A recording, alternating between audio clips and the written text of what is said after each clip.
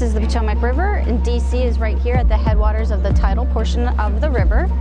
And you can see that the Potomac River got a D+ in 2014. This means that the Potomac River is polluted and degraded.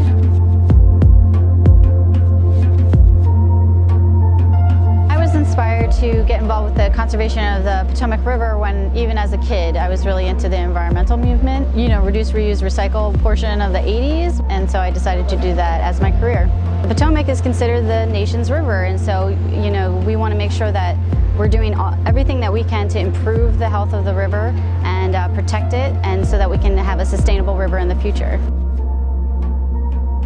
When the Potomac River is degraded and it's polluted, people don't want to go out on the river, they don't want to kayak, they don't want to boat, they don't want to fish, and so this can affect recreation and the economy. Furthermore, I think a lot of it has to do with public health. So if you do go swimming in the Potomac and you get a bacteria, you can get sick. I think the greatest threat to the Potomac River is probably development. There's a large human population. You know, you've got the cities of DC, the suburbs surrounding DC, and the pollutants coming from development are probably the greatest threat to the Potomac River. We look at nitrogen, phosphorus, and sediment.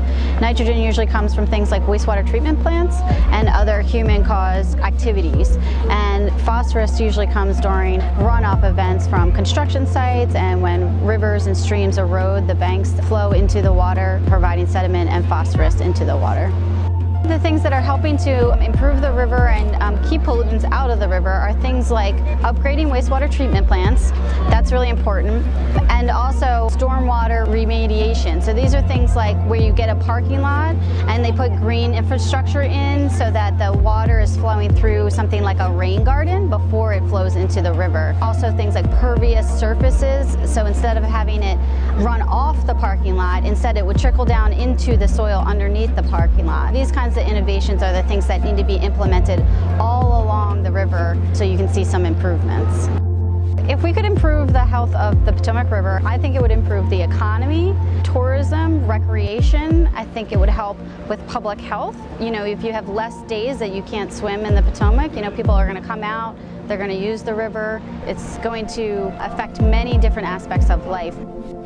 People, when they come to visit DC, are going to see the Potomac, and we want to make sure that it looks the best it can be.